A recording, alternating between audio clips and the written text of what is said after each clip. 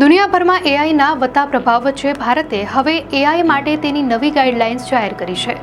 Ministry of electronics and information technology દ્વારા launch કરાયેલી આ ગાઈડલાઇન્સનો ઉદ્દેશ ભારતને વધુ વિશ્વસનીય એઆઈ ઇકોસિસ્ટમ બનાવવા માટે પ્રોત્સાહિત કરવાનો છે.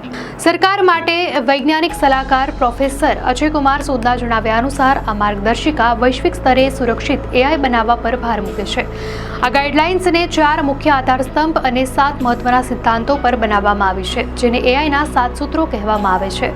આ સૂત્રોમાં વિશ્વાસ, જનતા પહેલા, જવાબદારી, નિષ્પક્ષતા અને સમાનતા તેમજ સુરક્ષા, સ્થિતિસ્થાપકતા અને ટકાઉપણુંનો સમાવેશ થાય છે.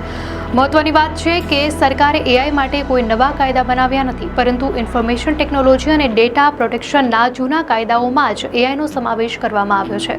આ ઉપરાંત એઆઈને માત્ર એક જ એજન્સી નહીં જુએ, પરંતુ બેન્કિંગ માટે આરબીઆઈ કે શેર માર્કેટ માટે સેબી જેવી દરેક ક્ષેત્રની એજન્સી આ જવાબદારી સંભાળશે. ગાઈડલાઇન્સમાં સ્પષ્ટ જણાવાયું છે કે કોઈ પણ એઆઈ ટૂલને લોકો માટે રિલીઝ કરતા પહેલા તેને કંટ્રોલ એન્વાયરમેન્ટમાં ટેસ્ટ કરવું જરૂરી છે, જેનાથી હેલ્થકેર, એજ્યુકેશન અને એગ્રીકલ્ચર જેવા ક્ષેત્રોમાં વિશ્વાસ સાથે નવી એપ્લિકેશન્સ બની શકે. દર્શક મિત્રો, આવી જ નવી માહિતી માટે ધ લોકસત્તા ચેનલને સબસ્ક્રાઇબ કરો.